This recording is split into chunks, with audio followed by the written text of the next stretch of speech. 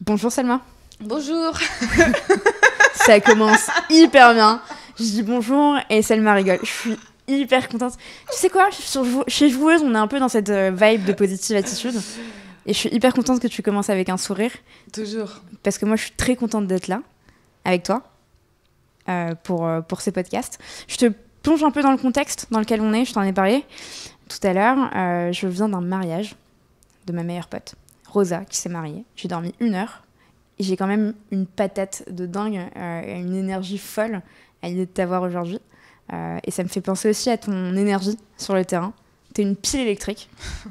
On te le dit tout le temps. Ouais, souvent. En arabe marocain, il y a un terme qui veut dire chnioula.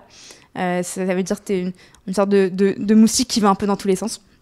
Et t'es un peu ça sur le terrain. C'est hyper agréable à voir. Moi, il y a un truc, quand on me dit Selma Bacha, je pense à toi. Quand tu vas du corner, du point de corner jusqu'à ton côté, en courant. Alors que là, ça n'a pas repris, hein, mais tu le fais toujours avec la même intensité. Tu cours de partout. Et tu cours bien. Et tu cours avec l'art et la manière. Et tu joues bien. Donc là, je suis en train de te faire un tunnel, mais t'inquiète pas, sur le podcast, tu vas aussi parler. Mais tout ça pour te dire que je suis très contente de te recevoir aujourd'hui. Comment ça va ? Ça va. Moi aussi, j'ai pas beaucoup dormi. Mais un peu déçue parce qu'on a perdu la finale de Champions League. Mais en tout cas, ça va toujours. Et je te remercie pour l'invitation.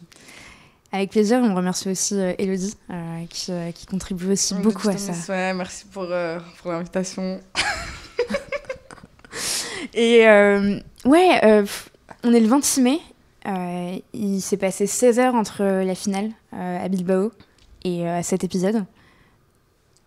C'est toujours compliqué de faire face à une défaite, de l'avaler, de la digérer.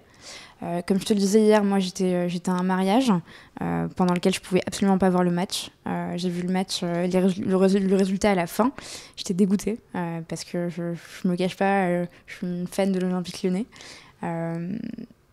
Est-ce que tu peux me raconter le match brièvement ? Déjà, on a joué dans un stade incroyable, avec une ambiance incroyable. Après, le match ne s'est pas passé comme prévu, parce qu'il faut dire la vérité, Barcelone, elles ont été lucides. Et comme l'a dit notre capitaine hier, faut relever la tête, parce qu'elle est fière de nous. On a galéré cette saison, il y a eu des moments où c'était un peu plus dur, mais on l'a fait. Hier, on n'a rien lâché. Techniquement, c'était beaucoup difficile, parce que quand tu joues contre Barcelone, c'est beaucoup de tiki-taka. Ouais. Mais après, c'est comme ça, comme je le dis, je suis une compétitrice. J'ai peut-être mis un genou à terre, mais jamais les deux. Et j'ai perdu une bataille, mais pas la guerre. Donc je sais que j'ai encore l'avenir devant moi. Exactement. Et c'était un duel dans le duel, parce que tu avais un duel face à Graham Hansen. Comment on aborde un match comme ça ? On se connaît très bien, parce qu'en 2022... je l'ai mise en difficulté. Après, je pense qu'elle m'a bien analysé. Et hier, elle a fait son taf. Il y a des moments où elle est passée. Il y a des moments où je l'ai stoppée. Mais en tout cas, ouais, c'est une très bonne chose. Et après, moi, personnellement, je me concentre que sur moi. Oui. Malgré qu'on m'envoie des vidéos la veille des autres joueuses, je préfère me concentrer que sur moi, parce que mon pire adversaire, c'est moi-même. Et il n'y a personne qui me fait peur. Totalement. Et est-ce que tu regardes... on a échangé avec plein de joueuses qui nous disaient moi, je vais voir des images, soit de moi-même, des images positives, de moi qui réussis des actions, ou bien d'autres joueuses ou de joueurs qui m'inspirent pour pouvoir justement faire des choses positives sur le terrain. Est-ce que tu fais ça ? Non, moi, je suis vraiment pas comme ça. C'est rare où je regarde mes matchs. C'est rare que je regarde l'adversaire. Ouais. En fait, je fais du foot, mais c'est rare qu'à l'extérieur... T'en fasses ? Ouais, je regarde ou quoi. Mais t'as commencé en jouant au foot dans la rue ? Ouais, c'est ça. Ok, mais on en reparlera. Je veux quand même qu'on continue sur cette purge qu'on est un peu en train de faire avec toi. Parce que, encore une fois, 16 heures, c'est rien du tout, 16 heures après un match.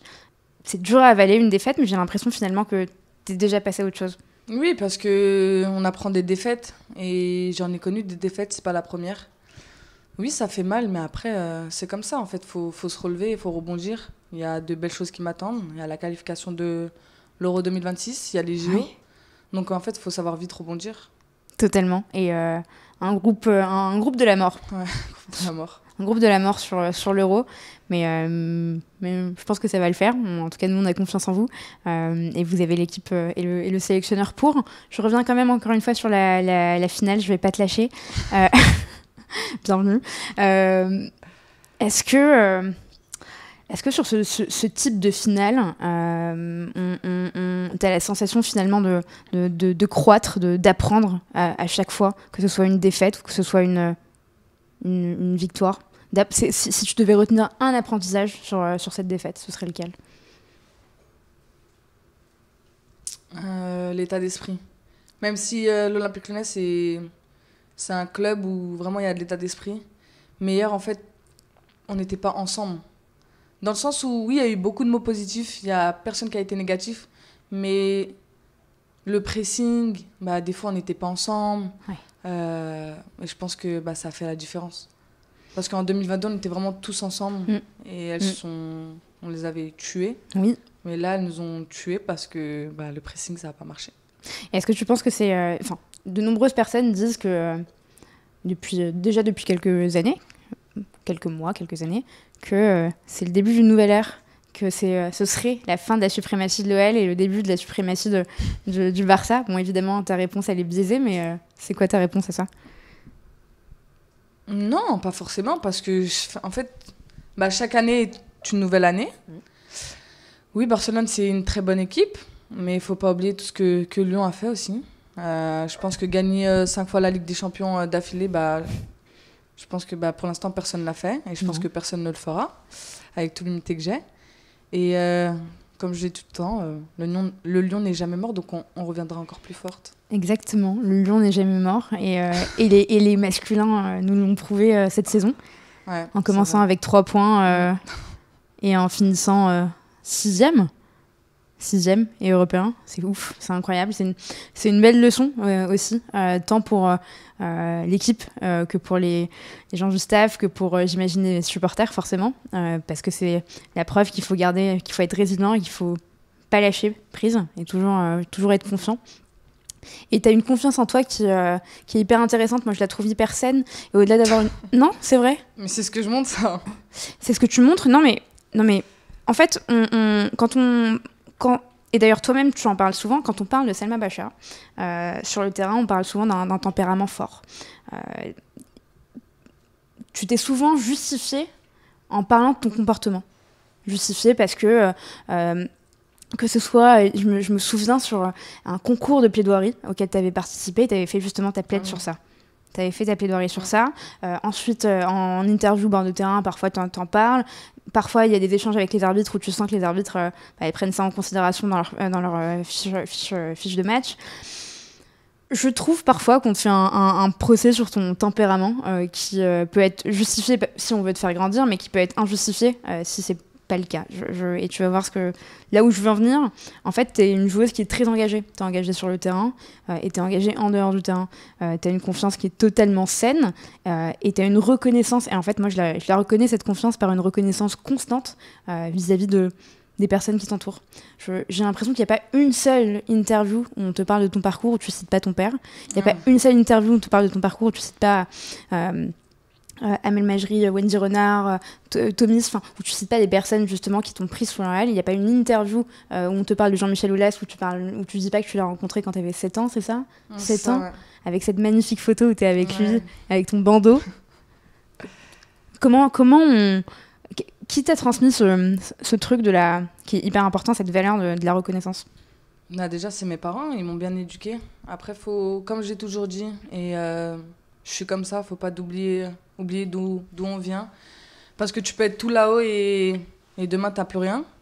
Ouais. Ma grand-mère me dit toujours ça. Ouais, et c'est important en fait. Ça sert à rien de faire la star. Parce qu'on est tous, comme tout le monde, un jour ou l'autre, on va tous partir. Sans rien, sans matériel, sans argent. Et pour moi, c'est important en fait. Et plus t'as un bon cœur, et plus t'attires les bonnes ondes. Et plus, vu que je suis croyante, Dieu te donne. Hein. Exactement. Et plus tu fais des choses bien, plus finalement toi aussi tu vas aussi avoir des choses bien qui vont t'arriver. Ouais, c'est un mélange entre plein de religions, de karma, de plein de trucs. Et quelle que soit la religion à laquelle on croit, c'est quelque chose qui est constant. qui est toujours là, et on n'a d'ailleurs pas besoin d'être croyant pour le faire. Et c'est hyper important. On a parlé de plein de trucs, mais tu t'es pas présentée, parce que je t'ai pas posé la question. Qui es-tu, Selma Bacha? Qui est Selma Bacha sur le terrain, en dehors du terrain? Qu'est-ce qui te passionne? Parle-moi de toi. Selma Bacha, 23 ans, joueuse à l'Olympique Lyonnais, internationale française. Qui je suis? Sur le terrain, je pense que tout le monde me connaît. Je suis une compétitrice. Ma force première, c'est l'agressivité. Je mets beaucoup d'intensité et ma qualité de centre. Après, en dehors du terrain, j'aime pas trop me jeter des fleurs parce que j'ai beaucoup d'humilité, mais je suis une personne, je pense, qui a la main sur le cœur, très généreuse. Et malgré mon jeune âge, je suis au service des autres. Moi, tu me parles pas d'âge, tu me parles foot, mais tu me parles pas d'âge. Non. Ouais. On est d'accord, mais pour tout, non? Non, pour tout, oui. Parce que je sais que je peux assumer certaines choses. Totalement. Et on nous renvoie souvent à notre âge en nous disant t'as 23 ans, moi dans mon cas t'as 28 ans, t'es hyper jeune. T'es vieille. Non, je regarde. Mais, tu vois, mais en fait, ouais. Je rigole, je t'ai non, taqué, non, alors tu peux, mais merci. Moi, j'aime bien en fait ce côté. Moi, depuis que j'ai 10 ans, je dis à tout le monde, j'ai trop hâte d'avoir 30 ans. Pourquoi? Parce que je suis persuadée que depuis que je suis gosse, je te jure, c'est ouf. Je suis persuadée que la trentaine, ça va être la meilleure partie de ma vie. Je sais pas pourquoi, c'est bizarre. Ouais. T'es chelou. Mes amis me disent souvent ça. Donc je pense que t'es pas très loin de l'analyse, bravo. Comme quoi on n'a pas besoin de faire bac plus 5 psychologie pour s'en rendre compte. Et tu disais que t'as appris à jouer au foot dans la rue. Moi c'est quelque chose qui me parle. On en a aussi parlé avec Louise Anessib qu'on a reçue sur le podcast il y a quelques semaines. C'était incroyable. Louise Anessib, je suis sûre qu'elle fait aussi partie des joueuses qui t'ont inspirée quand t'étais enfant. Ouais. Franchement, oui, parce que c'est une top joueuse et quand je vais dans la rue, les gens ils disent ah ouais, je me rappelle de 2 joueuses et souvent c'est le Dutomis qui ressort avec sa vitesse. Yes. On se fait flasher. Et Louise Anessib par sa technique. Louise Anessib par sa technique et justement en parlant de cette technique, tu disais tout à l'heure mon point fort c'est l'agressivité. Alors évidemment, tu connais tes points forts beaucoup mieux que moi. Moi, je trouve qu'un autre de tes points forts, c'est de jouer avec l'art et la manière. Tu as ce côté où, en fait, c'est hyper agréable de devoir jouer. Ah ouais? Ouais, non, réellement. Ça me touche. Je vais pleurer. Tu peux y aller, la caméra, elle est waterproof. Tu vois, je suis drôle, je suis chelou, mais je suis drôle. Ça peut m'arriver. Et ouais, tu joues avec l'art et les manières. En fait, c'est hyper intéressant de devoir jouer. C'est du spectacle. Je me souviens d'une conversation que j'avais eue avec le directeur juridique du LOSC, qui m'avait dit Selma, il faut pas oublier que le foot, ok, c'est du sportif, mais c'est du spectacle, c'est de l'événementiel. Faut pas oublier. C'est hyper important. Et quand on va voir un match de foot avec des joueuses comme Selma Bacha, Amel Majri, Delphine Cascarino, Kenza Dali, en fait, c'est chouette, on passe un bon moment, on voit du beau jeu. Et ça, moi, je suis persuadée, on en parlait encore une fois avec Louisa, que ça vient aussi du jeu de la rue. En fait, les enfants, les filles, les garçons qui vont jouer dans la rue ont appris des choses qui relèvent un peu de l'inné, tu sais, des trucs naturels. Ouais. Tu vois ce que je veux dire? Ouais, je vois, je te rejoins aussi, parce qu'en fait, la rue, on va dire, c'est le freestyle un peu. Ouais. C'est la rue, c'est... Comment on t'appelait quand tu jouais dans la rue? C'était quoi le nom? Non, moi, on m'appelait Pouyol. Hein. Yes. J'étais un défenseur... De base, on jouait à 5, du coup, j'étais défenseur central. Ok. Mais moi, je suis pas technique, hein. Tour du monde et tout, je sais pas... Enfin, je sais faire, mais... Je suis pas la plus technique, quoi. Ouais, t'es pas technique, mais tu as une capacité à te projeter vers l'avant. En fait, tu fais tout, t'es partout. Non, mais c'est vrai. Tu défends, tu construis le jeu, t'attaques. Tu peux, on l'a vu, notamment pendant la Coupe du Monde, tu peux jouer en défense, tu peux jouer en milieu, tu peux jouer en attaque. Hervé Renard a fait plusieurs tests avec toi, si je dis pas de bêtises. Ouais. Et c'est hyper intéressant d'avoir ce profil-là. T'es ce qu'on appelle une défenseur moderne, une latérale moderne. Tu te projettes vers l'avant, c'est chouette. Si tu devais choisir entre un des 3 postes, tu choisirais lequel? Défenseur. Parce que oui, j'aime attaquer, mais défenseur, tu peux attaquer et revenir. Mais après, ce que j'aime le plus, c'est sauver des buts. Hein. Pour moi, ça équivaut à un but. Oui. Et tu ressens les moments où tu sauves un but et t'as tout le stade qui rugit? Ouais, c'est ça. Et même tes coéquipiers, tu te retournes et ils sont là, ils t'applaudissent. Ouais. C'est juste incroyable. Tu le ressens comment physiquement? Je suis trop bien en fait, et ça me met encore plus la chauffe. Ouais, en confiance. et t'as envie de donner plus. Et c'est chouette ce que vous faites avec Carpenter, chacune de votre côté.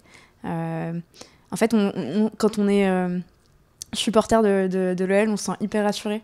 Parce qu'en fait, on sait que même si vous allez vous projeter, vous allez revenir comme des furies en courant. Et d'ailleurs, c'est très marrant.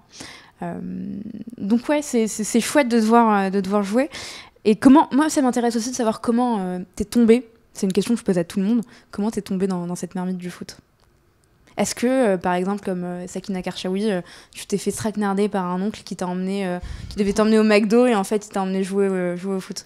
Non, parce que moi, déjà, étant petite, ou même maintenant, j'ai encore ma folie, mais je suis quelqu'un qui a trop de folie, hyperactif, qui aime bouger de partout. Donc, au début, j'avais fait de la gym. Wow. Mais vas-y, j'aimais pas trop. C'était pas pour moi. Pourquoi? Qu'est-ce que t'aimais pas dans la gym? Je sais pas, pour moi, c'était trop artistique. Ouais. En fait, je me dépensais pas. Oui. Et du coup, un jour, je suis partie au stade de Gerland pour regarder mon frère. Ok. Parce qu'il joue au foot. Qui s'appelle comment? Jessim. Jessim. Et en fait, j'aimais trop courir. Et j'avais tout le temps un ballon. Ouais. Et jusqu'à mon père, en fait, un jour, il m'a mis à l'entraînement avec mon frère. Et je me suis inspirée aussi de mon frère parce que j'ai kiffé. Rappelle-moi le prénom de ton père. Toufik. Et t'avais un ballon en mousse ou t'avais un ballon... Non, un ballon, les petits ballons durs, là. Ouais. Mikasa? Un quoi? Mikasa, non? C'est quoi ça? Ouais, on n'est pas... Ouais, t'as 23 ans? On a 5 ans de différence. Vous avez pas joué avec les Mikasa? Tu sais, c'est les ballons noirs et blancs. Ouais, je suis vieille. Ouais, je pense que... Ouais, enfin, dans ta définition des ballons, je pense que je suis vieille. Non, mais je crois, en fait, on a fait... Si, j'ai joué avec ça. C'est les noirs et blancs? Oui, j'ai joué. Mais c'est peut-être qu'au Maroc, on appelait ça... Ouais, au Maroc. Ouais, les blédards, c'est ça. Je voulais pas le dire. Je me permets, j'ai un passeport vert encore, je peux le dire. Je suis fraîchement naturalisée, je suis française maintenant aussi, depuis 2 ans. Très bien. Est-ce que tu m'accueilles dans ton pays? Non, bien sûr. Ouais, c'est sympa, merci beaucoup. Ouais. Ils attendaient ton tampon. J'ai le tampon Salma Bacha, je suis validée, putain, c'est génial. Ouais, donc t'as appris... Donc, ton père t'a inscrit. En fait, mon frère, il faisait un entraînement et j'ai dit... Enfin, mon frère m'a pris avec lui. Ok. Donc avec les mecs? Ouais. Ok. Et j'ai grave kiffé. Et du coup, j'ai lâché la gym. Je me suis mise au foot. T'étais trop contente. Ouais, grave, c'est bon. T'avais quel âge? J'avais 5 ans. Ok, 5 ans. Hyper tôt. Et quand t'as commencé à jouer au foot, donc tu jouais à la fois en club avec les garçons et à la fois dans la rue, est-ce que tu trouvais que parfois il y avait des perceptions un peu des gens autour de toi qui te disaient mais pourquoi t'as arrêté la gym, pourquoi tu fais pas de la danse? Non, franchement, parce que moi, en fait, mes parents, ils sont divorcés. Et Ouais. du coup, j'ai vécu avec mon père et mon frère. Et au final, j'ai pris cette mentalité de fort caractère. Mhm. Parce que je suis pas une mentalité d'homme, mais je suis une femme. Mais du coup, j'ai pris cette mentalité et je me suis fait respecter dès le début. Super. Donc, j'ai jamais eu de reproches. Souvent, quand on parle de filles ou de femmes qui jouent au foot ou qui ont des passions qui peuvent paraître masculines, on dit que c'est des garçons manqués. Moi, j'aime pas ce terme, je sais pas ce que t'en penses. Non, moi aussi, j'aime pas. Comme s'il manquait quelque chose, tu vois. Ouais. Mais, on reste des filles, des femmes. Mais non, ce terme, j'ai jamais accepté et je l'accepterai jamais de toute façon. On est d'accord. Je suis totalement d'accord. Mais maintenant, avec je pense que ça s'est calmé. Ouais, je l'entends. D'ailleurs, moi, je l'utilise pas, mais je l'entends de moins en moins. Moi aussi. Ouais. En espérant que ça évolue encore plus. C'est en train, non? Ouais. Franchement, déjà, merci à la génération d'avant parce que c'est elles qui ont fait évoluer le football féminin. Maintenant, il y a ma génération à moi aussi. Ouais. Et la future génération, elle va arriver et ça va être trop bien. Et en parlant de la génération d'avant, je me souviens plus du nom du docu. C'était pas... je sais pas si c'était les joueuses. Non, c'était les joueuses. Pas là pour danser? Pas là pour danser. Le film? Ouais, le film où on te voyait, produit par Julie Gaillet. Et je me souviens plus du nom de la réalisatrice. Et c'est pas bien. Stéphanie. Tout à fait, Stéphanie. Et on va le trouver, on va le mettre juste peut-être là. On va l'écrire, on le mettra en description d'épisode. Si on oublie de l'écrire, parce que ça nous arrive d'oublier des choses. Mais tu serais pas Dory dans Nemo? Je serais pas quoi? Dory dans Nemo. T'as dit t'oublies des choses. Je serais pas quoi? Dory dans Nemo. Ah, Dory! Ah! T'as dit t'oublies des choses. Ouais. Mais je suis un peu tête en l'air. En fait, je peux être... je peux être carré, je sais pas... Non, tu rigolais pas, je pensais que tu rigolais. C'est vrai, t'as la ref. Moi, je suis pas très... je suis dessin animé, mais j'étais pas très Nemo. Ok, d'accord. Je l'ai regardé, mais C'est pas grave. mais c'était pas mon préféré. Ok, merci beaucoup. Mais ouais, je pense que c'est dans ce film, pardon, que vous êtes allé présenter au Festival d'Angoulême, il me semble, Exactement. que on te voit avec Wendy, où Wendy, elle te prend sous son aile, et on voit qu'à certains moments, elle te donne des leçons de morale. Je sais pas si c'est celui-ci ou pas. Si, c'est ça. C'est ça? On est sur le terrain même. Exactement, vous êtes sur le terrain, Assise. vous êtes assis. Exact, vous êtes assise et vous vous parlez, et j'adore ce moment parce qu'en fait, tu lui réponds avec ton tempérament, mais en même temps, tu l'écoutes. Et en fait, si on n'est pas très smart, on peut penser qu'en fait, tu l'écoutes absolument pas, mais tu l'écoutes totalement. Juste, tu réponds, mais tu réponds pas de manière véhémente. Tu réponds comme Selma, mais tu écoutes totalement ce qu'elle te dit. Et cette écoute, elle est hyper importante. Et pourquoi je parle de ça? Parce que tu dis, il faut rendre hommage à la précédente génération. Et c'est ce qu'on dit, notamment dans le générique de Joueuse, c'est la précédente génération qui a permis à la génération actuelle de vivre, en partie pour certaines, pour la plupart, de leur passion. Pour moi, t'es la continuité. Et tu me diras, peut-être que tu me diras, Selma, tu te trompes, tu dis n'importe quoi. Et elle aussi, d'ailleurs, la personne que je vais citer. Pour moi, t'es la continuité totale d'Amel Majri. C'est-à-dire que, en fait, je trouve que dans ta manière De jouer d'être et de jouer et de... t'es pas enfin, j'aime pas dire aux gens, j'aime pas faire de CTRL-C, CTRL-V, de copier-coller, en fait. T'es pas un copier-coller, chaque personne est unique. Mais j'en avais parlé avec Elodie un jour, on était dans la voiture, on allait à Turin, et je lui dis, s'il y a une joueuse de l'effectif de cette nouvelle génération au sein de l'OL qui a conscience de l'héritage de l'OL et qui le perpétue, c'est Selma Bachat tous les jours, parce qu'en fait, elle a ce truc de, évidemment, d'écouter toutes les joueuses, mais avec en particulier avec Amel Majri, je trouve que dans votre jeu, il y a une sorte de ressemblance dans votre manière. Pas exactement, oui, mais tu vois ce que je veux dire. Et peut-être que je me trompe, mais... Non, tu te trompes pas. Après, à force de rester avec une personne, aussi que c'était mon idole quand j'étais petite, mais, tu déteins, entre guillemets, sur elle. Ouais. Maintenant, j'ai 23 ans et... Et tu t'es affirmée. Oui, je me suis affirmée, du coup... c'était mon idole, maintenant, c'est ma sœur de cœur. Ouais. Mais en tout cas, oui, à force de rester avec les personnes, tu déteins encore une fois sur elle et t'apprends tous les jours. À quel moment tu t'inspires des meilleurs? Tu t'inspires des meilleurs et tu continues à les écouter, même si en fait tu te retrouves au même niveau qu'eux. C'est important. Si on fait un petit flashback en arrière, à quel moment tu as intégré le centre de formation de l'OL? Le centre de formation, quand j'ai fait sport-études, j'ai commencé à faire sport-études. 14 ans. 14 ans. 14 ans, et donc tu joues au foot tous les jours. Ouais. Et tu fais partie de cette première génération qui a la possibilité de faire ça tous les jours, de manière intensive au sein de l'OL, si je dis pas de bêtises. C'est ça. Tu croises, j'imagine, dans le centre d'entraînement tes joueuses préférées, tes idoles? Ou pas encore? Non, parce qu'en fait, on était à Gerland, du coup, elle était à Tola-Vologe, donc on les voyait pas souvent. Ouais. Et après, on a basculé l'année d'après à Mes Yeux. Ouais. Mes Yeux, j'ai fait 2-3 mois parce qu'après, j'ai basculé directement en pro. Super. Mais elles étaient à Dessines, donc en fait, on les voyait pas trop souvent. Ok. C'est intéressant parce que, tu vois, typiquement, là, c'était lié plutôt à une question d'infrastructure et d'organisation. Au Barça, je sais pas si tu sais, mais les... Pourquoi je rigole? Au Barça, ouais. Pardon, ouais, tu vois, c'est encore frais. Ouais. Non, mais oui, mais c'est normal. J'ai pas dit le contraire, j'ai pas dit que c'était pas normal. Du coup, au Barça, c'était pas une pique par rapport au match. Je suis pas tout aussi dégoûtée que toi, t'es plus dégoûtée que moi, mais je suis dégoûtée quand même. Mais c'est pas pour autant que vous avez pas fait un bon travail et qu'on n'est pas fiers de vous. Au Barça, les joueuses du centre d'entraînement, elles jouent juste dans les mêmes terrains que les joueuses de l'équipe A. En fait, elles se croisent. Ah, ok. Mais comme pour les mecs, en fait. C'est la Masia, ils sont un peu dans ce délire de... Ouais, ils sont tous ensemble, quoi. Exact, ouais. Genre de secte. Ok. Et ouais, donc, à quel moment... Moi, je veux savoir à quel moment tu passes de Selma, 14 ans, 15 ans, la petite jeune qui joue bien, qui est prometteuse, à ok, en fait, il faut qu'on la fasse passer en équipe A. C'était quoi le déclic? C'était quoi la conversation? C'était quoi le match? Je pense que déjà, mes coachs, ils ont vu que j'étais au-dessus du groupe, ouais. Par rapport à mes qualités.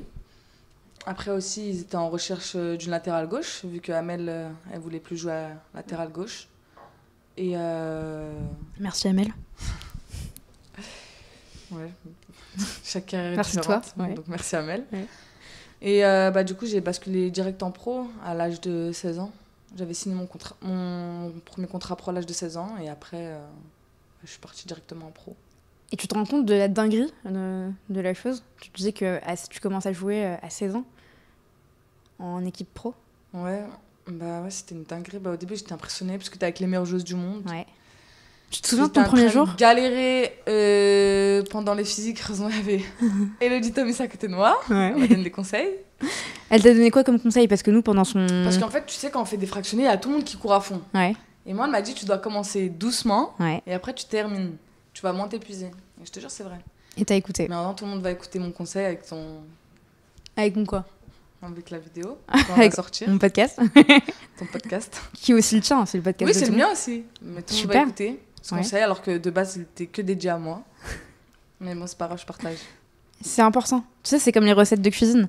C'est pas donner la recette. Non, mais tu des fais- fois, il y a des conseils, on garde pour Ok, soi-même. Hein. ok. Je suis d'accord avec toi. Il faut pas tout donner. T'as raison. Moi, j'apprends. Normalement, je donne beaucoup, mais j'apprends à ne pas trop donner.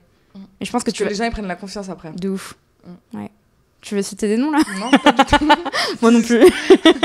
Tu veux qu'on règle des comptes? Non, pas du tout. Je fais juste passer un message.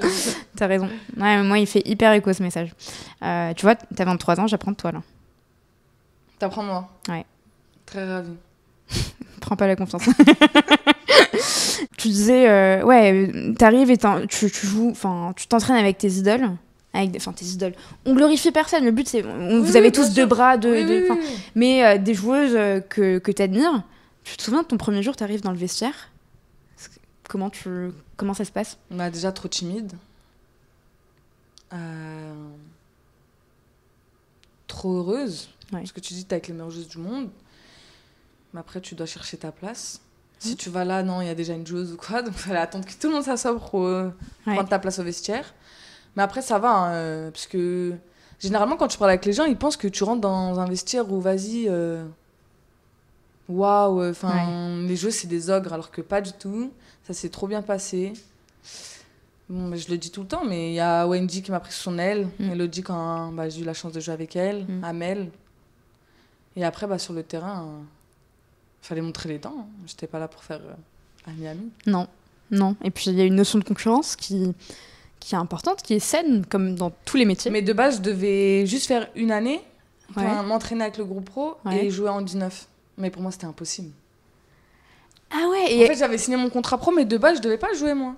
Enfin, de base, ce qui s'était dit, c'était que je m'entraîne avec le groupe et je redescends en 19. Et qu'est-ce qui s'est passé pour que tu passes avec le groupe à direct? Parce que je pense que tout le monde me connaît, je suis déterminée et quand j'ai un objectif, tu vas. J'y vais.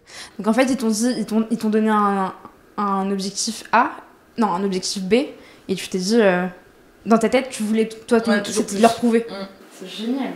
Excellent. Et donc t'as beaucoup bossé. Ouais, j'ai beaucoup bossé. C'est quoi, alors, est-ce que tu fais partie, t'es plutôt team, je fais des heures en plus, et je me démonte, ou est-ce que t'es plutôt team, je m'écoute, et step by step, et je suis pas dans le rush de faire les choses plus vite que prévu. Je suis team un peu les deux, parce que dans le sens où je m'écoute si je suis fatiguée. Si j'ai pas envie de faire du surplus, je le ferai pas, tu vois. Mais si je suis pas fatiguée, j'aime bien faire du surplus à l'extérieur du club, dans les bons timings, avec mon coach mental. Donc, C'était ma question. T'es accompagnée par un préparateur mental qui s'appelle Terence. Et Terence, tu le vois combien de fois par mois? Non, une fois par semaine. Une fois par semaine. Enfin, j'essaye. Tu sais que je fais ça aussi? Ah ouais? Ouais. T'es coach mental? Ouais. Non, je suis pas coach mental. non. Putain, heureusement que je suis pas coach mental. Mes clients, ils seraient foutus. Non. Tu vois un coach mental? Ouais. Pourquoi? Enfin, sans indiscrétion. Bien sûr, je t'en prie. J'aime beaucoup que tu prennes la position d'intervieweuse. Même si c'est quand même ton podcast, il faut pas l'oublier. Pourquoi? Parce qu'en fait, un coach mental, c'est hyper important. Moi, mon objectif, c'est de garder un équilibre. En fait, je suis quelqu'un qui est toujours dans les hauts. Je suis quelqu'un d'hyper optimiste. J'ai envie de faire plein de choses dans ma vie. Ce que je dis, et d'ailleurs, c'est la mission de joueuse, j'ai envie de transformer... Moi, mon rêve, c'est de transformer mes rêves en objectifs. Et en fait, quand tu veux faire ça, quand tu as plein d'idées dans la tête, quand tu veux faire plein de choses et kiffer surtout, bah, il y a des moments dans la vie où il t'arrive des choses, soit liées au perso, soit au pro. Et en fait, parfois, tu peux descendre bas. Sauf que moi, dans mes derniers bas, c'est descendu très bas. Ah, ok. Et donc, pour garder un équilibre et ne plus être dans un bas trop bas, ou trop haut, et voilà, et gérer des situations, voilà, que ce soit dans le monde du travail ou dans le monde, dans la vie perso, je bosse avec Kevin Coma, qui bosse notamment avec Solène Jean. Il a accompagné aussi Melchi, il me semble. Désolée, c'est qui Kevin Coma? C'est un préparateur mental. Ouais. Bah, tu m'as parlé de Terence, c'est qui Terence Ouais, mais désolée, là je t'ai dit j'ai un coach mental, tu m'as dit comment il s'appelle, tu vois. Mais ouais, c'est vrai, je t'ai pas mis de contexte. Voilà. T'es en train de me coacher là sur comment faire une menu interview, j'adore. Et donc Kevin Coma, il m'accompagne et je trouve ça charmé parce que on bosse aussi sur les notions de confiance en soi. Comment tu travailles sur ta confiance en soi, parce que c'est un cycle. Parfois, tu peux la perdre ou la gagner. Et c'est hyper important de la travailler. Toi, t'as toujours eu confiance en toi, ou est-ce qu'il y a des moments où tu perds cette confiance? C'est juste de l'apparence, hein. Mais si... les personnes qui me connaissent pour de vrai, elles savent. Ouais. Mais après, ça vient petit à petit parce que... En fait, instinctivement, je vais me dire, si j'ai trop confiance en moi, les gens ils vont me dire... Enfin, pas les gens, ouais. Parce qu'en fait, oui. L'avis des gens et leur avis, enfin, je m'en fous. Ouais. Mais faut garder l'humilité. Et moi, en fait, si je me dis je me monte trop haut, bah en fait, c'est pas moi-même. C'est pour ça qu'en fait, si on va me parler de mes performances, je vais tout le temps rebondir sur le collectif. Très bien. Parce que, en fait, c'est pas moi-même. Je vais pas dire, ouais, j'étais la meilleure, ou je suis la meilleure. Ne jamais commencer ses phrases par moi-je. Voilà, c'est ça. Ouais, je suis d'accord avec toi. Je ressens le même truc. En fait, tu fais rien tout seul. Mais c'est bien aussi, d'un côté, bah, c'est ça qui fait ma force, parce que, en fait, je me surpasse tout le temps. Enfin, dans ma tête, je suis en concurrence avec moi-même, je sais pas si... Si, je vois très bien, parce que t'es ton propre frein, donc il faut que tu sois en concurrence avec toi-même. Mais totalement. Je suis totalement d'accord avec toi. Et donc, tu vois, en fait, dans ce podcast, on essaye aussi de faire des vases communicants entre le monde du foot et le monde de...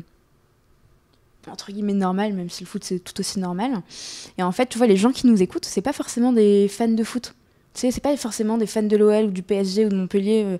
En fait, c'est des gens qui ont entre 25 ans. C'est des données qu'on a sur YouTube, qui ont entre 25 ans et 60 ans, qui écoutent des contenus de développement personnel pour aller chercher un dépassement de soi. Et ils s'inspirent beaucoup de parcours de sportifs comme toi, comme Louisa, comme Elodie, pour eux-mêmes, dans leur vie perso, dans leur vie pro, aller chercher ce truc en plus. Et en fait, tu vois, aller chercher des conseils, aller chercher ces trucs, aller chercher ce qu'une Wendy Renard t'a donné comme conseil, ou une autre joueuse a pu te donner comme conseil. Et je trouve ça hyper intéressant, hyper valorisant, parce que vous, les joueuses de foot, je trouve que vous avez un truc en plus, parce qu'aujourd'hui, c'est peut-être plus simple de devenir joueuse de foot, mais avant, c'était... Enfin non, même aujourd'hui, c'est pas simple de devenir joueuse de foot. Il faut faire preuve d'une détermination, d'une volonté, d'une abnégation folle pour devenir joueuse de foot, non? Ouais. Oui, bah oui. Ouais, bah oui, tu peux que le confirmer. Merci pour cette réponse monosyllabique. Non, mais oui, t'as raison. Tu veux que je dise quoi? Je développe? Non, t'as raison. Ok.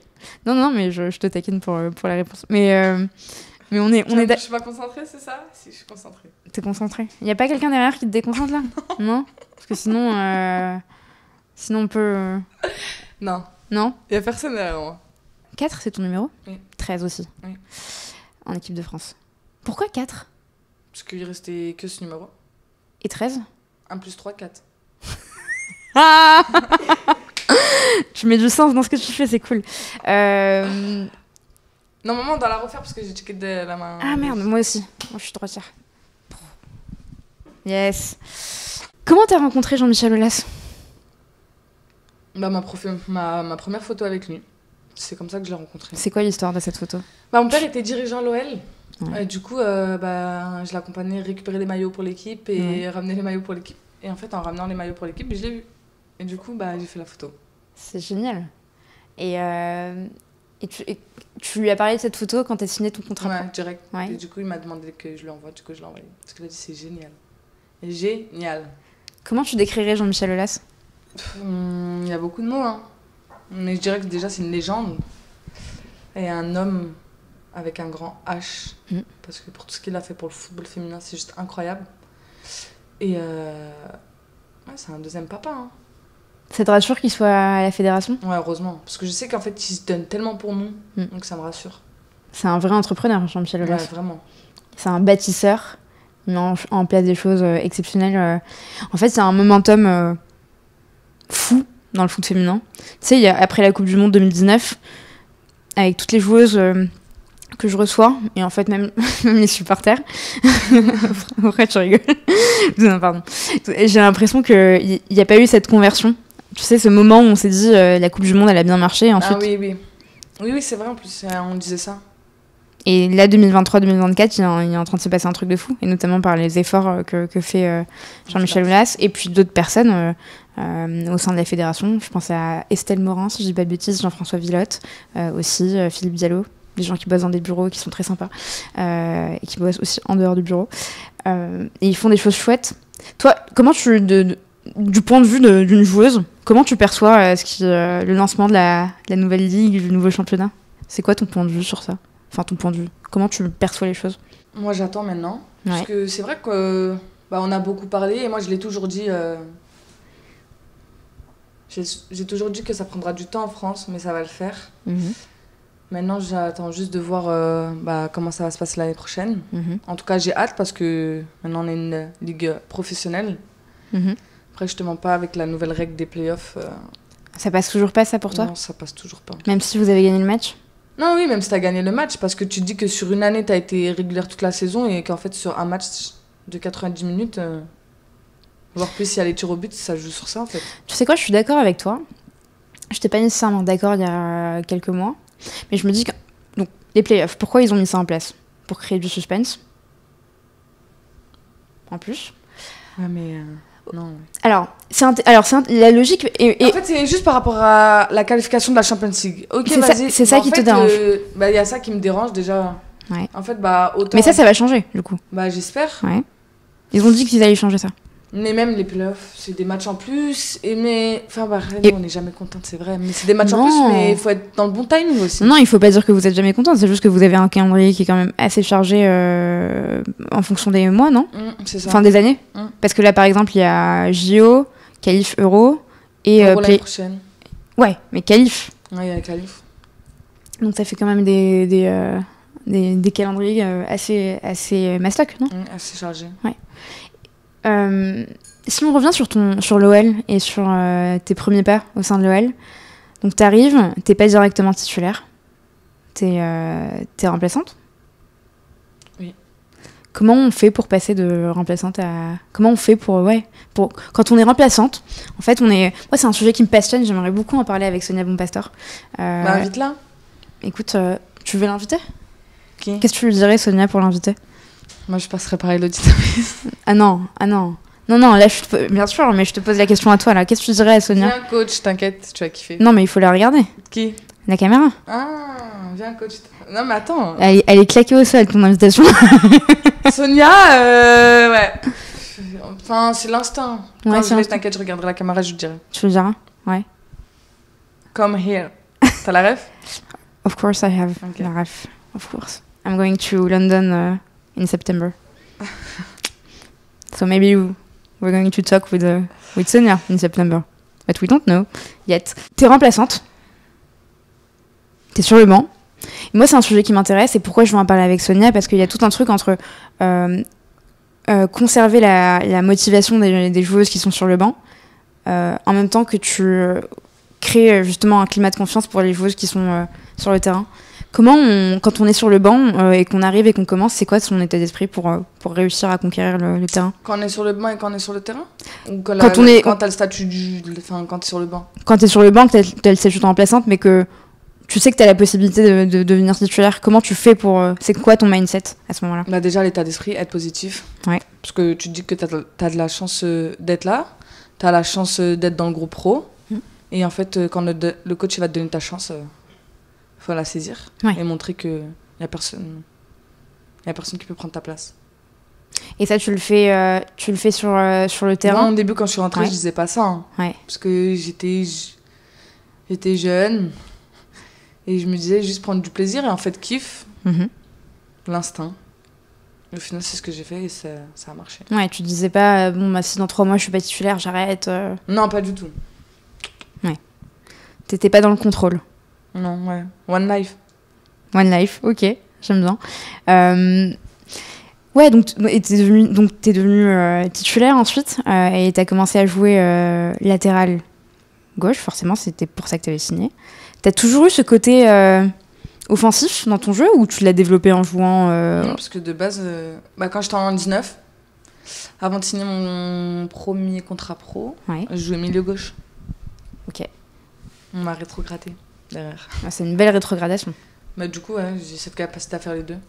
Parce que, étant plus jeune, j'ai beaucoup joué, j'ai fait un peu tous les postes. J'ai commencé défense centrale, puis je suis partie numéro 10, Ouais. puis je suis partie milieu droit, puis Ouais. milieu gauche, puis latéral gauche. Pourquoi c'est si important pour toi d'aller récupérer le ballon en courant quand tu le perds? Même si tu dépasses ta zone. Parce que j'ai cette mentalité de la grinta, en fait. Et je veux qu'on ait le ballon et pas courir derrière le ballon, parce que courir derrière le ballon, Ça fatigue. ça fatigue. Hein. Et tu culpabilises aussi un peu, non? Quand tu perds le ballon, t'as envie de vraiment de prendre ta responsabilité, c'est ça? Et de récupérer la balle. Ah, quand moi je perds le ballon? Ouais. Ah oui. Oui, oui. Ouais. En fait, il y a quelques joueuses, comme il y a quelques joueurs aussi, où on sent qu'il y a ce truc de non, j'ai perdu la balle, je vais aller la récupérer. Oui, oui. C'est comme ça, en fait. Ouais. Faut vite switcher. Parce que si tu commences à perdre le ballon et tu commences à Ouais. à tomber dans un bad mood, ça sert à rien, on est là pour prendre du plaisir. Il y a eu une période en 2021-2022 où on entendait beaucoup que tu te donnais trop sur le terrain. En commentaire, ouais, que tu te donnais beaucoup trop et en gros que ça Je suis pouvait. pas au courant. Alors je sais pas si c'était dans les commentaires ou sur les réseaux, mais en gros que ça pouvait être dangereux pour toi parce que tu t'allais beaucoup trop au contact. Ah oui. Oui, on me le dit souvent. Ouais. Mais ça change rien. Tu continues. Bah oui. Ouais, ça c'est ton truc, c'est Non, c'est mon truc. ton. Parce que oui, j'avais pas encore. Enfin, à l'heure actuelle, j'ai de l'expérience. Donc Ouais. je sais quand je dois aller à fond et quand je dois pas aller à fond. Ouais. Mais c'est vrai qu'avant, oui, j'allais à fond et je pouvais me faire mal. J'étais dégoûtée quand tu t'es blessée. C'était juste avant la Coupe du Monde ou pendant la Ah. Coupe du Monde. C'était pendant le premier match ou juste Non, avant? Juste avant, le Juste 14 avant. juillet 2023. Comment t'as vécu ça? J'ai grave été positif. Hein. Pour moi, il était hors de question de retourner en France. On te l'a proposé? Le doc, il pensait que c'était mort. Mais sauf que moi, je lui disais non, c'est pas mort, c'est pas mort, c'est pas mort. Ouais. Mais au final, j'ai parlé avec le coach. Au final, pareil. Et en fait, on avait le même objectif. Il voulait pas que je rentre. Et j'avais 8 jours pour être prête. Sachant que c'était une blessure où, à l'heure actuelle, je dois me faire opérer. Et ça, on va y revenir parce qu'on va parler de l'équipe de France et on va faire tout un truc sur l'équipe de France et les différentes compétitions. Et on va parler de la Coupe du Monde de l'année dernière. Si on revient sur l'OL, je trouve que cette année... Alors dis-moi si c'est pas une critique, vraiment pas. Parce que, je te le disais, moi j'adore ton jeu et j'aime beaucoup ta mentalité. Je trouve que cette saison, t'as eu une saison un peu en dents de scie. Ça veut dire quoi, ça? En dents de scie, c'est un peu... tu sais, les dents de scie, c'est comme sur une tronçonneuse. En gros, comme un couteau, c'est Ah oui. up, down, up. Non, je suis grave d'accord. Pourquoi qu'est-ce qui s'est passé? Parce qu'à l'heure actuelle, j'ai une cheville qui me permet pas d'être à 100%, même si Ouais. dans ma tête, je suis à 100%, mais... Et même après aussi, avec la Coupe du Monde, les enchaînements des matchs, on a beaucoup enchaîné, donc Ouais. il y a des moments où je peux pas être tout le temps au top niveau. Et Et il y a des gens qui sont durs avec moi, mais en tout cas, c'est pas grave, j'accepte. ouais. Mais on peut pas être tout le temps au top niveau. C'est qui ces gens? C'est des gens de ton entourage proche ou des gens... Non, pas du tout, les réseaux. Tu lis ce que les gens écrivent? Ah non, pas du tout, on m'envoie juste. Ouais. Moi, je lis pas. Parce que si tu t'attardes au réseau, T'es foutu. ouais, t'es vraiment foutu. Ouais. Et surtout que... En fait, il y a des joueuses sur lesquelles on... Forcément, parce que vous êtes... Non, moi, je sais que je suis attendue. Ouais. Quand je veux pas un truc, je sais que je suis attendue. Je suis passée à la radio... trop cool. Je suis passée à la radio ce début de semaine. Et j'ai parlé de toi. C'est quoi, sur Skyrock? Non, ça c'est la radio des jeunes, moi je suis vieille. Moi je passe pas sur Skyrock. C'est une radio locale. C'est une petite radio, très sympa. Et le mec, tu sais quoi? Je vais te dire pourquoi j'aime les radios locales. C'est une petite radio. Donc tu sais, dans chaque ville, à Lyon, il y a des radios locales. Et en fait, ok, la radio locale, elle a pas l'audience de la radio nationale. Mais ce gars, dans cette radio, Christophe, il avait bossé son sujet. Et il s'était intéressé au sujet, au foot, pratiqué par les femmes. Et en fait, t'as des gars parfois et des meufs, des journalistes, pardon, des professionnels pas tous, hein, mais certains, dans les radios ou dans d'autres médias, qui font pas assez leurs recherches, qui se documentent pas assez sur les sujets et qui profitent du fait d'avoir une large audience, alors que Christophe, il a une audience plus restreinte, mais il a taffé son sujet et c'était passionnant. Et donc en fait, on a parlé de toi et je disais qu'effectivement, tu étais attendu parce que tu es un des plus grands espoirs du foot féminin français. C'est le cas. Ça fait pas de toi quelqu'un d'orgueilleux, c'est très bien. Mais c'est à la fois quelque chose de très positif et quelque chose qui peut être très vite une pression. Certains ont du mal à le supporter. Comment tu fais pour le supporter, toi ? Après, j'ai un entourage qui fait que je peux le supporter. Mais encore une fois, j'ai été éduquée comme ça. Donc je supporte la pression et c'est ce que j'aime. J'aime bien la pression. T'aimes bien quand on est dur avec toi ? Ouais, j'aime trop, moi. Je préfère qu'on soit dur qu'on va me dire « Ah, t'es la meilleure du monde !» Je suis d'accord. Et quand tu finis, est-ce que ça t'est déjà arrivé de finir un match, vous faites un super score, tu fais un bon match et que le coach ou un membre du staff vienne te parler en te disant ça allait pas, ça va pas. Pas un membre du staff ou quoi, mais ouais, dans mon entourage. Ouais. Même on gagne 8-0 et où j'ai mis un triplé, il y aura toujours un truc à dire. Ouais. Et en fait, c'est ça l'exigence. Oui. Et c'est ça qui fait à l'heure actuelle, je suis la joueuse que je suis. Ça fait combien de temps que tu joues à l'OL ? Depuis 2008. Depuis 2008. T'as vu différents coachs au sein de l'OL. C'est un secret pour personne. On en parle sur Canal, on en parle sur l'équipe. On pense que Sonia Bonpastor va quitter le club. Comment tu vivrais ça, toi, en tant que joueuse de l'OL ? Déjà, je me suis déjà préparée. Après, c'est comme ça. Hein. Les coachs, ils sont pas éphémères. Elle a fait son temps à Lyon. Après, c'est une coach qui a beaucoup apporté en tant que joueuse et coach. C'est la première coach à avoir remporté la Ligue des Champions en joueuse et en tant que coach. Ouais, c'est juste une légende. Mais après, c'est comme ça aussi, elle a sa carrière. Et en tout cas, si elle est amenée à partir demain, je lui souhaite une meilleure. Et t'es prête ? Ouais, je suis prête. T'as fait le deuil ? Non, mais je t'ai pas en deuil, mais... Non, c'était pour la blague, mais effectivement. Mais pour revenir à Sonia, c'est intéressant ce que tu dis. Tu dis qu'elle a beaucoup apporté au club en tant que joueuse, mais aussi en tant que coach. Louisa Nessib nous disait que c'était l'arrivée de Sonia Bonpastor, Camille Abili, Aude Alataf, qui avait créé cette notion de culture, et Wendy Renard, cette notion de culture de la gagne. Comment t'as appris la culture de la gagne, toi, au sein moi, c'est étant petite. Ouais. Parce que moi, déjà, je suis une compétitrice étant petite. Ouais. Que ça au foot ou dans la vie de tous les jours. Hein. Ouais, on va jouer à un jeu pour tout, je suis une compétitrice. Si je perds, j'ai trop le seum. T'aimes pas perdre au jeu de cartes ? Non, jeu de cartes, tout. Ça doit être insupportable de jouer avec toi. Non, mais je sais me contenir aussi. Non, mais tu triches ? Qui ? Au jeu de cartes. Hein ? Ouais, tu triches. C'est bon. J'arrive à vous reconnaître, les tricheurs au jeu de cartes. Je triche pas, moi. C'est qui les personnes au sein de l'OL aujourd'hui qui t'apportent le plus en tant que personne et en tant que joueuse ? À l'OL ? Ouais. Au-delà du terrain. Tu peux me citer quelqu'un en dehors du terrain. Et pourquoi ? Wendy Renard, comme d'habitude. Ouais.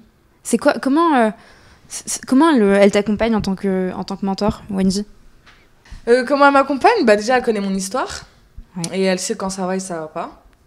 Donc, je suis cramée direct. Ouais. Du coup, elle me parle, elle me conseille. Si j'ai besoin, je sais qu'elle est là. Si elle a besoin de moi, elle peut compter sur moi, malgré que je suis plus petite qu'elle. Et en fait, elle a toujours de bons conseils et de la bienveillance. Et c'est une personne qui va pas me faire de cadeaux. Et voilà. Elle est directe. Ah, elle est trop directe. Mais c'est bien, s'il faut des amis comme ça fait partie de mes principes et valeurs. Donc c'est pour ça que je fais partie de son entourage et elle fait partie de mon entourage. C'est important. C'est important d'avoir une connexion sur le terrain et en dehors du terrain. Ouais, c'est trop bien. Et en parlant de connexion, il y a une connexion qui est mondialement connue, c'est votre connexion sur les coups de pied arrêtés. Ah oui. C'est incroyable. Quand c'est pas Wendy Renard, c'est Vanessa Gilles. Il y a toujours quelqu'un pour réceptionner, mais cette connexion que vous avez avec Wendy, elle est folle. Ouais, et j'aimerais juste revenir sur un truc, c'est pas parce qu'elle est grande en taille, hein. C'est parce qu'elle est très intelligente, parce qu'ils disent ouais, elle est grande, donc c'est facile, mais pas du tout, non, c'est du travail. Et Elle a une détente. Et après, très intelligente. Hein. C'est important ce que tu dis. Oui, c'est important parce que les gens ils disaient à Marc parce qu'elle est grande de taille. Ouais. Bah non, je suis grave pas d'accord avec eux. C'est important ce que tu dis parce que moi j'en entends des gens parfois quand je vais au stade et que j'entends des gars ou des meufs derrière qui parlent des joueuses de l'équipe qui supporte ou de l'équipe adverse sans savoir et sans comprendre et même en comprenant et en sachant, en tenant des propos qui sont parfois hyper déplacés. Ils sont pas insultants les propos, mais juste totalement à côté de la plaque. Et c'est important que je te dise, c'est pas juste sa taille, parce qu'en fait, c'est très simple, on devrait tous mesurer la taille de Wendy Renard et on arriverait à marquer, mais c'est une question de placement, c'est une question de travail. Vous le travaillez à l'entraînement énormément, j'imagine ? Tout le temps ? Non ? C'est vrai, c'est ouf ! Donc c'est une question de travail. En fait, vous le travaillez individuellement chacune de votre côté. Des fois, oui, on va le travailler, mais on n'est pas tout le temps... Non, bien sûr, c'est rare. Ouais. Voilà, c'est rare qu'on travaille. Ouais. C'est juste de la connexion. J'ai envie qu'on parle de l'équipe de France. Je vais aller droit dans le dur. Je vais pas faire tes premiers pas en équipe de France, comme j'ai écrit. C'est quoi ton... Comment tu vis ce penalty de l'année dernière ? Je passe à autre chose. C'est bien. Si demain je dois être en compétition et aller retirer la première, je le ferai. Parce que je suis quelqu'un qui n'a pas peur. Après, c'est vrai que c'était mon premier penalty dans une Coupe du Monde, dans une compétition officielle. Donc peut-être que j'aurais pas dû aller en première, mais parce qu'aussi on les a travaillés et je suis tout le temps allée en première durant les entraînements. Et en plus, on faisait le même scénario que comme c'était des vrais tirs au but. Super. Mais au final, j'ai voulu aller première pour montrer l'exemple, mais au final, j'ai raté. Mais après, c'est comme ça. Hein. C'est vrai que d'un point de vue supporter, je pense que de nombreuses personnes se sont posé la question, pas nécessairement d'ailleurs, mais de se dire pourquoi toi tu vas en premier et c'est pas une autre personne de l'équipe. Parce que déjà je me suis proposée et après c'est bien. Ouais.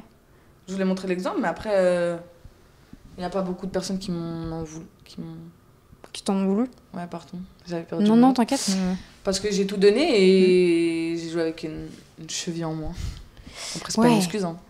Ouais, mais après, c'est pas le fait d'y être allé en premier qui a fait rater le penalty. C'est tout un contexte et plein de choses. Peut-être que tu serais allé en 3e, 4e et t'aurais raté. Voilà. Mais ça, en fait, c'est une séance qui a été hyper intense. C'était la plus longue séance de penalty. Il me semble, c'est record historique. Tu sors lessivé d'une séance comme ça. Tu te souviens de la sensation que t'as quand tu finis cette séance avec les filles ? Comment vous finissez ? En pleurs, parce qu'on avait à cœur de ramener cette première médaille au peuple français. Et après, en fait, tu t'effondres, il y a toutes les émotions. Hein. Ouais. Mais surtout de la tristesse. Et après, je t'explique pas le retour dans la vie. En fait, tu te dis, c'est vraiment fini, tu rentres. Ouais. Alors que tu te projetais d'aller plus loin. Ouais. Et c'était dommage parce qu'il y avait une belle histoire. Il y aurait eu une belle histoire dans ce match-là parce que, en fait, c'était... En 2019, on s'est fait éliminer chez nous en quart de finale par un autre pays. Et en fait, là, on aurait éliminé le pays hôte. Ah ouais. Tu vois, ce truc de, putain, on prend notre revanche, quoi, c'est cool. Et en plus, le président avait dit que si on éliminait l'Australie, on pouvait gagner la Coupe du Monde parce que... Généralement, le pays qui élimine le pays hôte gagne la Coupe du Monde. C'est pas un truc de superstition. Ouais. Et ça arrive très souvent d'ailleurs. Comme les États-Unis en 2019. Totalement. Mais je pense que ça va venir. On parle souvent du plafond de verre de l'équipe de France. Mais ça finira par venir. Ouais, c'est bon, moi je parle plus. Mais t'as raison. C'est les actes. C'est bon, on a trop parlé, maintenant il faut assumer. Parfois, on dit que tu parlerais trop quand tu assumes tes ambitions sur le Ballon d'Or. Qu'est-ce que t'en penses de ça ? Tu sais, il y a des gens qui sont d'accord avec moi, il y en a qui disent j'ai la grosse tête. En fait, je peux pas plaire à tout le monde et les gens qui me connaissent vraiment, ils savent que j'ai de l'ambition. Après, je l'ai depuis longtemps, cet objectif, sauf que je l'ai affirmé sur les réseaux sociaux, mais ça fait pas de moi une personne qui a la grosse tête. Non. Juste une personne qui a un objectif. Moi, je m'identifie totalement à toi, mais pas sur le Ballon d'Or, parce que je suis incapable de le gagner, même si on m'appelait Ronaldinho quand je jouais au foot. Mais je comprends totalement le fait de se dire, ok, en fait, dans 1 an, je vais faire ça, et je sais que je vais le faire, ou même pas de mettre de durée, mais un jour, je vais faire ça, et je suis sûre que je vais le faire, et je vais y arriver. En tout cas, je vais me donner les moyens pour y arriver. Et c'est pas pour autant que t'as la grosse tête, c'est juste que t'as envie de faire un truc, c'est ton rêve de le gagner, et en fait, encore une fois, tu vas en faire un objectif. Bah, c'est exactement ça. Et est-ce que tu penses que quand on est défenseur, c'est simple de gagner le Ballon Je d'Or ? serais la première défenseur. Top. Excellent. J'adore ces réponses. C'est hyper cohérent. Quand on parle de l'équipe de France, depuis qu'on a lancé ce podcast, on nous a parlé de beaucoup d'anecdotes. On a eu l'anecdote du kebab avec Amandine Henry et Selma Amani. On a eu l'anecdote de la GameCube. On a eu l'anecdote du burger avec Pauline Perromagnan. Ouais, on a eu plein d'anecdotes. Et je suis sûre que... En fait, j'ai l'impression que t'es un peu le bout en train du groupe. Ou peut-être que c'est une image un peu extérieure. C'est quoi si tu devais retenir une anecdote en équipe de France, celle qui t'a le plus marqué, ce serait laquelle ? Bah, mon premier match de l'Euro, après l'Italie, contre l'antidopage avec Pauline Perromagnan. Et en fait, on est rentré trop tard, donc on a envoyé un message à la coach, on a dit on va manger au McDo. Oh non. Et donc, encore une fois, un burger. Ouais. Et donc, c'était quoi ? C'était le kiff du McDo après avoir passé des heures à l'antidopage ? Non, mais on n'est pas allé au final. Ah. Mais la coach a dit vous faites comme vous voulez. Mais au final, on n'est pas allé, on devait rentrer. C'était un peu, voilà, une petite blague. Ça, c'était trop drôle. C'est long, l'antidopage, non ? Ouais, surtout avec moi. Ouais. J'y étais encore hier. C'est vrai ? Ouais, tout le temps je passe. Parce que tu performes ? Je sais pas. On est à 2 mois des JO ? Incroyable. Tu sais que la dernière fois qu'il y a eu des JO en France, c'était en 1924. Donc là, 100 ans plus tard, 2024. Ah ouais. Tu vas y participer ? J'espère. 18 places, c'est pas beaucoup. C'est pas beaucoup. Ouais. Mais nous, on y croit. Même moi. Trop cool. Et des réservistes, bien sûr, mais personne n'a envie d'être réserviste. Non, personne. C'est une compétition incroyable qui va se jouer chez toi.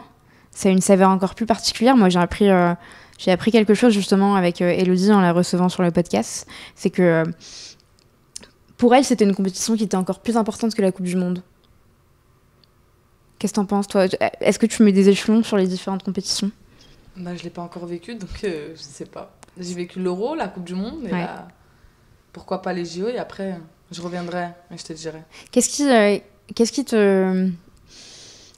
t'excite dans le fait de participer aux JO, là, maintenant, tout de suite, quand tu y penses ? Bah, tu dis, déjà, c'est chez toi. Ouais. Et c'est encore plus chez moi, parce que c'est à Lyon. Ouais. On joue à Lyon. Et en fait, tu dis, bah, c'est tous les sports regroupés. Donc, en fait, c'est juste énorme. Ouais. Mais en fait, tous les sports se ressemblent. Dans le sens où ça a les mêmes principes et valeurs. L'état d'esprit. Et je sais que la France va remporter beaucoup de médailles d'or. C'est l'objectif ? Ouais, l'objectif. C'était combien ? 500 médailles ? Non, qu'est-ce que je raconte ? Pas du tout, il n'y a pas 500 médailles. Il y a un chiffre qui commence par 5 en tout cas. Je me souviens plus de l'objectif. 5000. 500 000. Qui dit plus ? Vendu ! Ouais, donc premier JO. Tu t'inspires de ce que font d'autres sportifs pour toi, ton sport ? Tu regardes pas d'autres sports ? En fait, je regarde rien. Génial. Mais parce qu'en fait, je me dis déjà toute l'année, tu fais du foot. Bon, ça m'arrive des fois parce que j'ai des potes aussi du basket, ouais, etc. Ouais. Mais en fait, toute l'année, tu fais du sport. Donc au bout d'un moment, t'as envie de couper. Quand t'es chez toi, faire autre chose, profiter avec ta famille. Ouais. Comment tu coupes ? C'est quoi l'activité qui te fait le plus respirer ? Mais moi, tu me mets un café au lait ou un cappuccino, on discute autour de la table. Ouais. Je déconnecte. Après, j'aime beaucoup aussi les escape games, horreur. Ouh, ok. Ouais. Escape game, horreur. Ouais. Et profiter en famille. Ouais, c'est important. Discuter avec des gens. Tu arrives à rencontrer d'autres personnes que ton entourage avant le foot ? C'est-à-dire l'entourage que tu avais avant de... Non. C'est chiant ? C'est relou ? Tu trouves ça de pas pouvoir rencontrer de nouvelles personnes ? Non, tant mieux. C'est vrai, Bah, j'ai mon cercle. Ouais. Donc, je préfère rester entre nous parce que les gens, tu sais pas, ils viennent pourquoi. Ouais. Ça, c'est un sujet pour vous ? Pour vous, les joueuses ? Bah, moi, pour ma part, enfin, quand je discute pas avec les joueuses de ça, mais quand je discute avec mon entourage, c'est ça qui ressort le plus. Tu sais pas, les gens, ils viennent pourquoi, s'ils sont malsains, s'ils sont sincères. Ouais. Donc, au final, je préfère me préserver et que personne sache ma vie privée parce qu'une fois que t'es dans mon cercle, tu connais ma vie privée. Donc, soit t'es avec moi, soit t'es pas avec moi. Et après, bah, j'ai pas envie de nourrir des bouches. Bien sûr. Non, parce que tu sais jamais quelles sont les intentions des gens. Exactement. Et elles peuvent être au départ camouflées. Et puis tu peux te rendre compte très facilement qu'elles sont pas bonnes. D'ailleurs, ça peut être dans n'importe quel milieu, que tu sois joueuse de foot ou pas, et que tu sois connue ou pas. Mais c'est amplifié quand t'as une autorité qui va avec. Et parfois, on parle un peu de paranoïa des joueurs de foot ou des joueuses de foot. Moi, je trouve pas que c'est de la paranoïa, c'est juste tu te préserves, tu te protèges. Non, oui, c'est sûr, faut se préserver. C'est important. On vit dans un monde de fou. Tu sais déjà ce que tu veux faire après le foot ? Oui, moi je vais aider les personnes en situation de handicap dans le sport. Ok. C'est intéressant. Ouais, parce que j'aime beaucoup aider. Ça me touche de ouf. T'as une association en tête ? J'ai ouvert mon association. Ok. Qui s'appelle comment ? Ensemble pour un sourire. Super. SB4, mais bon, je ramènerai des t-shirts, t'inquiète, je les attends. Tu sais, ça tombe bien parce qu'on cherche, on fait un listing des assos avec lesquels on va bosser. Je te recrute. Recrute-moi si tu veux. Moi, je te propose de faire, de faire partie des associations à qui on va faire des donations. Tu sais, 2% du chiffre d'affaires chaque fin d'année. Alors évidemment, la première donation, elle sera pas dingue, mais la deuxième, la troisième, la quatrième. En fait, on veut vraiment bosser pour faire en sorte d'avoir un impact. Je pense qu'aujourd'hui, on peut pas créer une boîte sans avoir un impact sociétal ou environnemental. Donc, si on peut bosser avec SB4, ça peut être chouette. Et un de mes mentors, c'est un de mes profs à la fac qui s'est marié aussi. Qui s'est marié aussi. Non. Elle est bonne. Non. Alors Rosa s'est mariée. Rosa était effectivement. C'est très bien. T'es focus. Tu vois, je t'ai un peu blâmée tout à l'heure. Excuse-moi. Effectivement, Rosa a été ma chargée de TD à la fac. C'était ma prof. Elle s'est mariée hier soir. J'ai dormi 1 heure. Mais Stéphane est déjà marié. Et Stéphane, c'est un gars incroyable. Je peux te raconter une histoire. Stéphane, c'est le gars. Et donc je lui ai annoncé que je lançais ma boîte. Je lui ai raconté en 2-3 minutes ce que je faisais. Et il m'a dit est-ce que tu veux rencontrer dans 1 mois le nouveau directeur général de la FFF pour discuter avec lui de ton projet ? Et en fait, tu vois, pour toi, c'est hyper normal et tout, mais moi, je l'ai pris un peu comme une forme de soutien. C'est totalement une forme de soutien, tu vois, c'est quelqu'un qui t'ouvre des portes. Il n'y a aucun intérêt à faire ça. Il le fait juste parce que ça le fait kiffer d'aider ses anciens étudiants et que c'est un putain de mentor, quoi. Enfin, c'est un bon mentor. Je vais arrêter de dire putain. Et ce qui est génial avec Stéphane, c'est qu'en fait, il est comme toi dans l'associatif. Et Stéphane, il aide des étudiants en droit qui sont en situation de handicap à trouver des super jobs dans des super boîtes. Decathlon, par exemple, de super entreprises. Et il va, avec tu vois, ses efforts, il va aider ses étudiants. Ses étudiants, tu vas garder ton focus, j'en suis sûre. Il va aider ses étudiants à trouver un travail parce que parfois c'est compliqué pour eux de trouver, très souvent d'ailleurs, trouver un taf. Franchement, c'est top. Et donc tu fais la même chose. Enfin, tu soutiens les personnes en situation de handicap. Oui, pardon. Ouais. J'essaie de comprendre. Oui, c'est ça.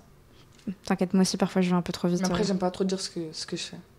Parce que ça regarde que moi toi. Moi-même. Tu veux pas en faire et t'as raison. Non, j'ai pas envie d'en faire pour me dire ah ouais, ça m'a. T'as raison. Faire des choses discrètement, pardon. Comme Wendy Renard. Et Elodie Thomas. Ouais. Très bien. Tu as bien raison. C'est 2 bons exemples. En tout cas, moi j'en connais un des 2. Ouais, super. On a parlé du développement du foot féminin en France. Tu vois, je revois mes notes. Au sein de l'OL, il y a eu du changement. Avec l'arrivée de Michel Kang et la séparation de la section féminine et de la section masculine. Au départ, ça a un peu fait peur certains supporters, certaines personnes. Je trouve que c'est une très bonne chose.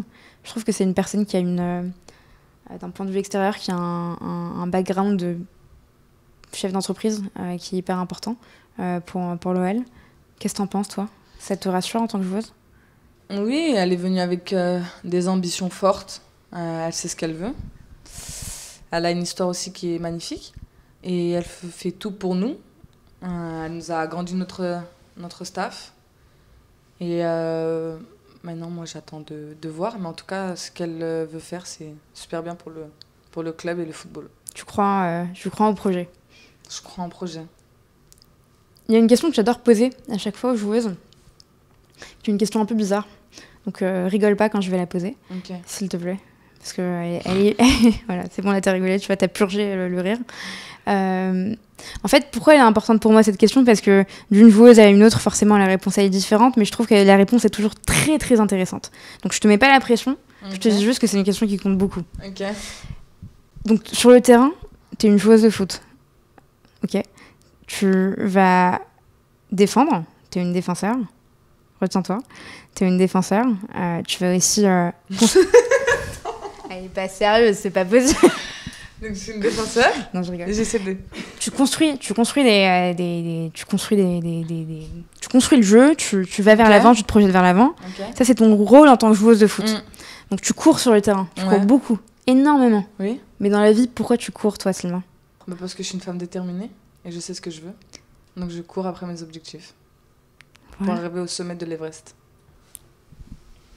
On a fait combien de checks depuis le départ? Tu vois, en fait... Mais tu vois, ce qui est génial, c'est que t'es la même en podcast sur le terrain et en dehors du terrain. Il y a toujours une cohérence. Je m'attendais à ça et je retrouve ça. Et c'est chouette. C'est qui les joueuses qui t'inspirent le plus en ce moment? Bah, Wendy, hein. Enfin... Je vais pas lui passer la pommade ou quoi, hein. Ouais. Mais c'est la vérité. Wendy, Amel... Magnifique, ce tir qu'elle nous a fait contre Reims. Ouais, magnifique. Elle a une bonne frappe. Et c'est tout, hein. Toi aussi, t'as une bonne frappe. Ouais. Est-ce que t'as des moments où tu te dis je veux tirer, mais je tire pas parce que j'ai peur de la mettre à côté? Ouais, des fois, ça m'arrive. Ouais. Donc, des fois, je préfère centrer que tirer. Ouais. Parce que je préfère faire marquer que marquer. Et la coach, parfois, elle te dit tire, Selma, tire. Ouais, on l'entend. Et du coup, ça te motive. Ensuite, tu te dis la prochaine, je la tire. Non, non, ça reste la même chose. Ouais. Ok. Tu devrais faire toute ta carrière en France ou t'as des envies d'ailleurs? Je t'aurais répondu oui. Maintenant, je te réponds non. Je me verrais pas faire toute ma carrière en France. Ou, je sais pas, mais pas toute ma carrière en France. Pas encore. C'est quoi ta manière préférée de jouer dans le jeu? T'es plutôt une... Ouais, je vois ce que tu veux me dire. Je suis plutôt très polyvalente comme sur le terrain. Ouais, mais t'es plutôt dans un jeu... Bah, je suis polyvalente, je peux m'adapter à tout. T'es sur un jeu très agressif, donc en fait, si tu me dis je suis très agressive... Oui, j'allais dire l'Angleterre. Ouais. Mais je peux aller aussi en Espagne. Comme je peux rester en France. Ouais. Pour l'instant. Ah, t'es en train de me mener en bateau, là. Non, mais en tout cas, faire toute ma carrière en France, je pense pas.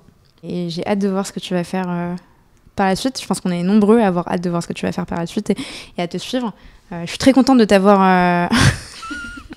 Merci de faire l'animation. T'es vraiment une pile électrique. Ne prends pas mon aisance avec toi comme un manque de respect. C'est pas parce que je te dis que t'es une pile électrique que je prends la confiance. C'est important. Non, mais je te le dis. hein. Ouais. C'est important. Mais non, mais c'est important. T'es super sympa, donc t'inquiète pas. Oh là là. Moi, il faut pas me faire des compliments parce que tu vois... Tu risques de pleurer? Non, je vais pas pleurer. En revanche, Elodie te le dira. Elodie, elle te le dira. Je suis quelqu'un de... Pierre. Non, moi je suis sensible, moi. Je suis une sensible. Moi aussi. Ouais. Moi je suis fleur bleue. Toi aussi? Ouais. C'est vrai. Bon, tu vas nous chercher ce ballon d'or? Comme on dit chez nous, Inch'Allah. Inch'Allah. Bon, après, c'est un rêve, enfin un rêve et un objectif. Mhm. Mais en tout cas, je me précipite pas. Si tu devais inviter une joueuse, surjoueuse, ce serait qui? Comment? Si Une joueuse à la cérémonie? Non, ouais. Oui, ce serait qui? Non, j'ai pas entendu. Si tu devais inviter une joueuse à la cérémonie avec toi, ça serait qui? Non, deux. Deux, c'est qui? Alissa. Ouais, hein? Alissa? Non? J'allais dire Alissa. C'est qui Alissa? La gardienne. Alicia Pardon. Alicia. Oui, mais Alicia, on la compte pas. Membre de ma famille, c'est pas une joueuse. Ok, d'accord. Si tu devais inviter une joueuse Ouais. à venir raconter son histoire sur ce podcast, ce serait qui? Et pourquoi? Je verrais bien ici Amel Majri. Pourquoi? Pour savoir, même si je le sais, comment elle a vécu sa grossesse avec ses croisés. Ok. Hyper intéressant. Et je trouve que ces célébrations en ce moment en disent long. Et, franchement, ces célébrations, ça n'a rien à voir avec... Ah ouais? Non. Un truc comme ça, c'est rien à voir. Ah ouais? Ils ont fait c'est Ronaldinho, ça? Non, mais ça, c'est par rapport à sa fille, je crois. Oh. Mais ça n'a rien à voir avec... Avec ça? Avec aucun message à faire passer. Ok. Je tenais à le dire. Bah, c'est important, tu vois, c'est important. Tu portes la parole de joueuse. C'est important. Merci. C'était un plaisir de t'avoir. Merci à toi. Bravo quand même. Gracias. Thank you. Gracias para todos, comme dirait Armande. Et ça ne veut rien dire. Elle dit ça, elle dit gracias para todos, ça ne veut absolument rien dire. En gros, c'est merci pour tout selon elle. Tu vois. Ouais, elle est nulle en espagnol. Thank you very much. You're welcome. Maybe we're going to see you in Women's Super League next year or the year after.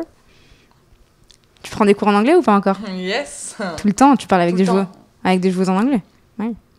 Bon bah, à bientôt. Il est claqué au sol. J'avais pas de conclusion. Merci Selma, c'était cool. Merci à toi. Ciao.